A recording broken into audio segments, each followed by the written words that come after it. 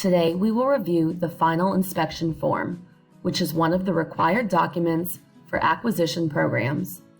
This form is specific to acquisition for redevelopment only, and buyout programs are not required to complete this form.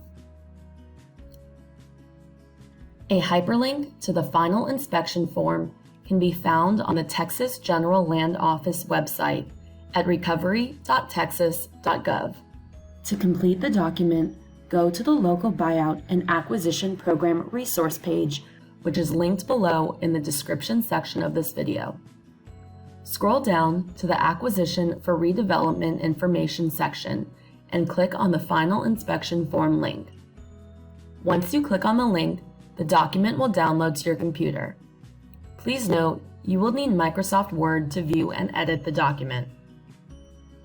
Properties purchased under an acquisition for redevelopment program are eligible for redevelopment in the future in a resilient manner to protect future occupants of the property. Although the local acquisition and buyout program does not allow the funding necessary to complete the redevelopment of the required property, the GLO still expects the subrecipient to inspect the progress of the intended final end use of the subject property. The post-purchase disposition of most acquired properties is subject to certain limitations and requirements and CDBG DR eligible activities and national objectives, but the subrecipients have flexibility within these parameters to redevelop the properties in a way that best serves the goals of the community and in a manner that is in line with the community's long-term community recovery plan. A few examples of eligible redevelopment projects include rehabilitation or new construction of homes to be rented or sold to qualified LMI households or passive recreational space that meet LMI area benefits. All projects redeveloped as part of the CDBG DR program are subject to the following requirements: compliance with all applicable CDBG, DR, and cross-cutting federal requirements.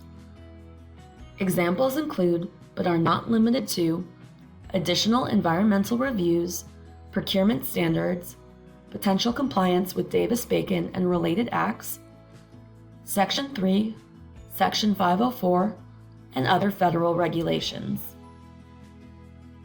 Minimum property standards. Subrecipients must complete a Housing Quality Standards inspection checklist to ensure that they are meeting the minimum property standards for housing quality. See the instructional video on the HQS inspection checklist located at the same location you are viewing this one for more information. Local code requirements. Each residence must be constructed in accordance with local codes, rehabilitation standards, ordinances, and zoning ordinances at the time of project completion. Flood insurance requirements. All properties located in the special flood hazard area that are acquired with CDBG DR funds that are eligible to be redeveloped, regardless of whether they are maintained by the subrecipient, sold at fair market value, donated, or transferred for less than fair market value, must have a requirement to maintain flood insurance recorded on the property.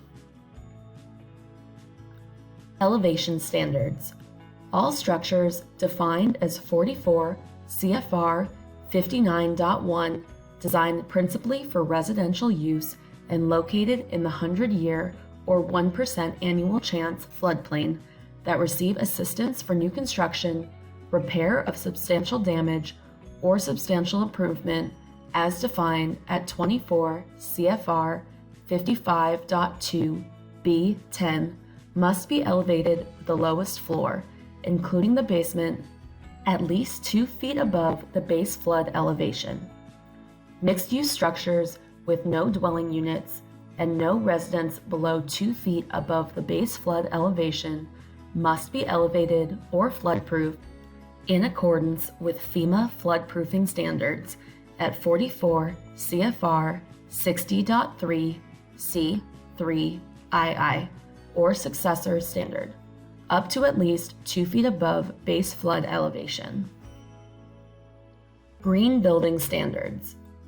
All newly constructed or reconstructed residences under the program must meet an industry-recognized standard that has achieved certification under at least one of the following programs: Energy Star, Certified Homes or Multifamily High-Rise, Enterprise Green Communities, LEED, New Construction Homes, Mid-Rise, Existing Building Operations and Maintenance or Neighborhood Development, ICC 700, National Green Building Standard, EPA Indoor Air Plus, Energy Star as a prerequisite, or any other equivalent comprehensive green building program acceptable to HUD. Subrecipients must identify which green building standard will be used in the program policies and procedures. Broadband infrastructure in multifamily housing. Any new construction of a building with more than 4 rental units must include the installation of broadband infrastructure, except where the grantee documents that A, the location of the new construction or substantial rehabilitation makes installation of broadband infrastructure infeasible, B, the cost of installing broadband infrastructure would result in a fundamental alteration in the nature of its program or activity or in an undue financial burden, or C, the structure of the housing to be substantially rehabilitated makes the installation of broadband infrastructure infeasible. Resilient home building standards. Subrecipients are strongly encouraged to incorporate a resilient home construction standard, meaning that construction on an acquired property meets an industry-recognized standard, such as those set by the Fortified Home TM Gold level for new construction of a single-family detached home, and Fortified Home TM Silver level for reconstruction of the roof, windows, and doors, or Fortified Home TM Bronze level for repair or reconstruction of the roof, or any equivalent comprehensive, resilient, or disaster-resistant building program. Further, subrecipients are strongly encouraged to meet the Fortified Home TM Bronze level standard for roof repair or reconstruction for all construction covered under paragraph B.32.c.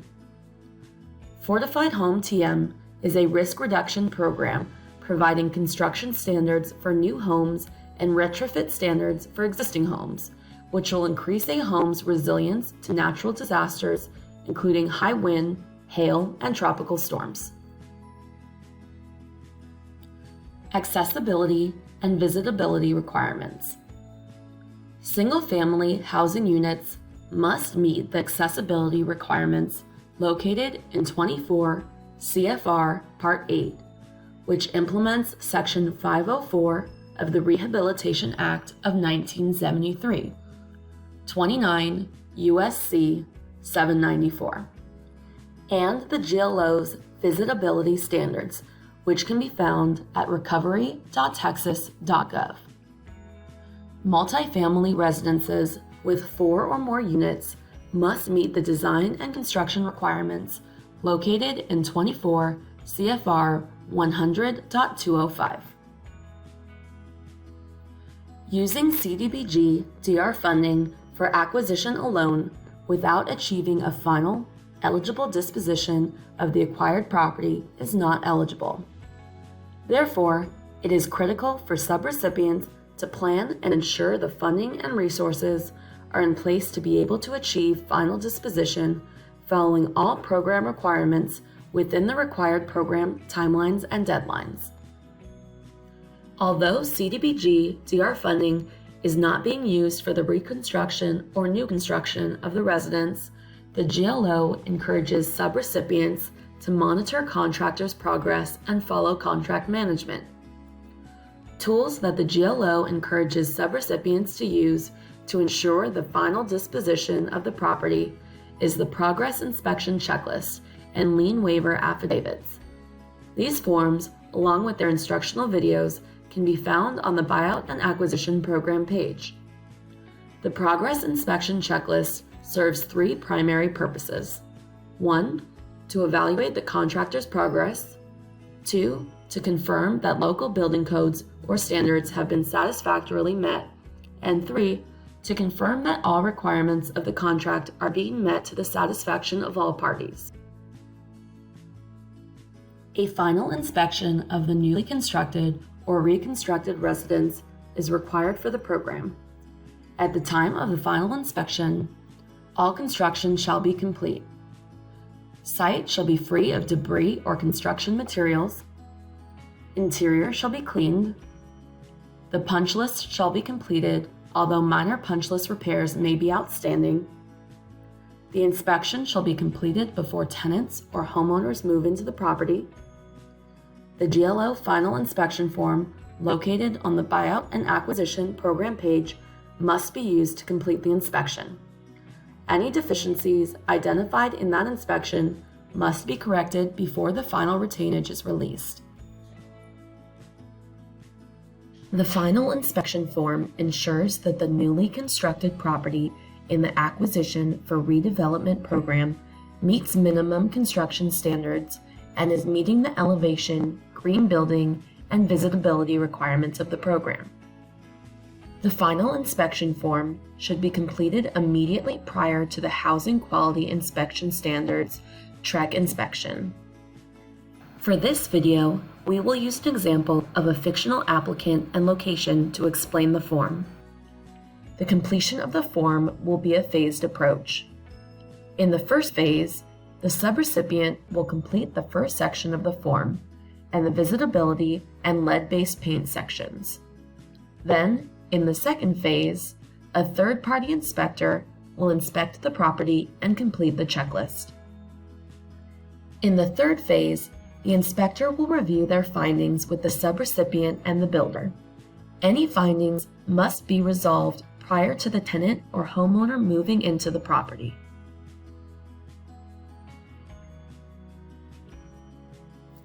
To begin, in the first section, subrecipients should complete the information on the project and applicant. First, complete the authorized representative of subrecipient or state with the subrecipient name.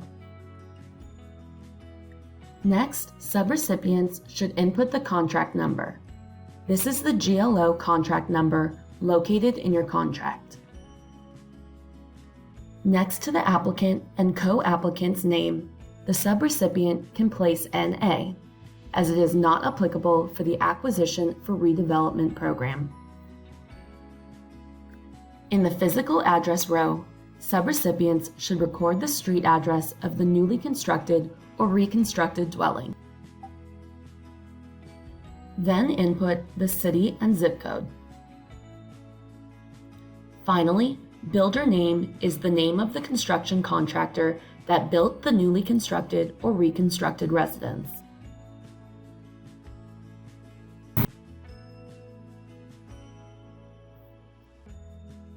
The visitability waiver is to request to waive the visitability requirements on the new residence. Visitability requirements for single-family homes for the first floor only, even if multiple floors exist, include at least one 36-inch entrance door, preferably the main entrance, is on an accessible route served by a ramp or no-step entrance. Each interior door is at least a standard 32-inch door, unless the door provides access only to a closet of less than 15 square feet.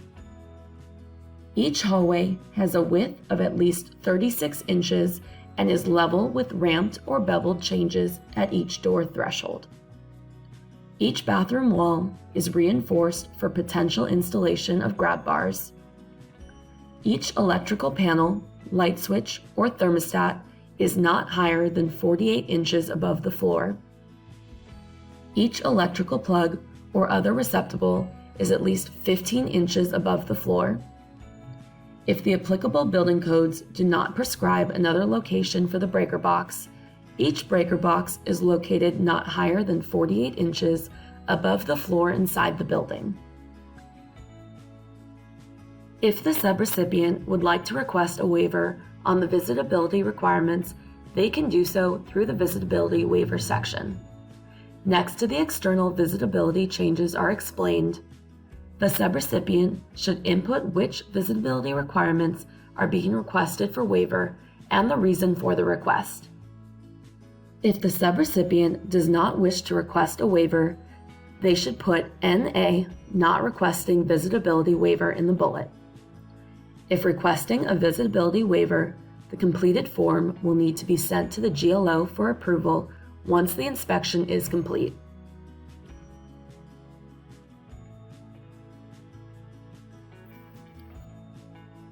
Next, the subrecipient can input NA in the lead-based paint section.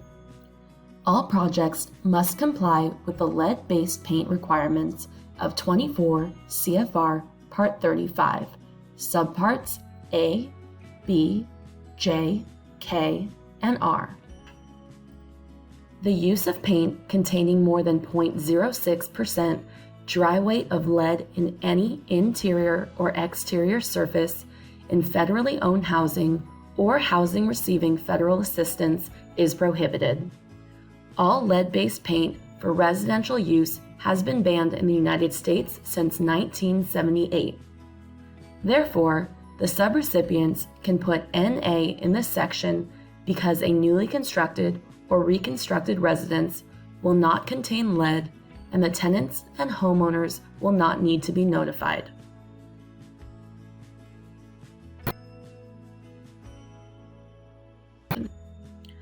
In the next phase of completion of the form, the inspector, a third-party TREC inspector hired by the subrecipient, will inspect the new residence to ensure that it meets standards and requirements.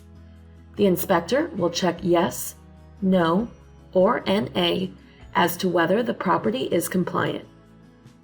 Any results with a no or NA should have a comment in the inspector observation remarks section as to why the inspection failed that item or was not applicable.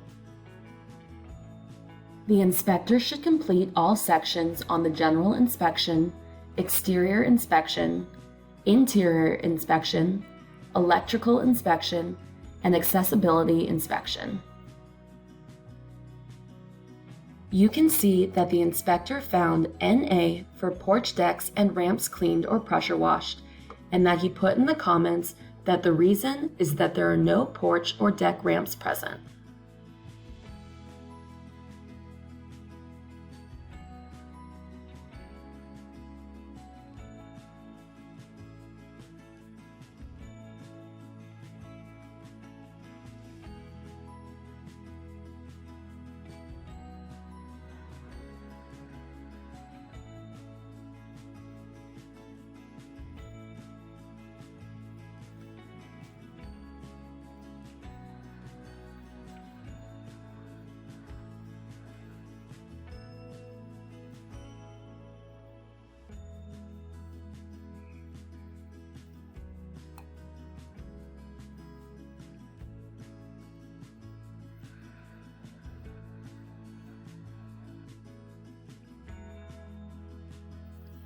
Once the checklist is complete, the inspector will review the findings with the subrecipient and the builder. Upon agreement of the inspection, the inspector, superintendent, if applicable, and the builder will print their name, sign, and date the form. They can place NA in the applicant and co-applicant printed name section. Any concerns or findings must be addressed prior to the tenant or homeowner moving into the property. We hope you enjoyed this training on the final inspection form. If there are any additional questions during the completion of the form, subrecipients should reach out to their General Land Office grant manager. Additional videos covering the other required local buyout and acquisition forms are or will soon be available at the same location you are viewing this one.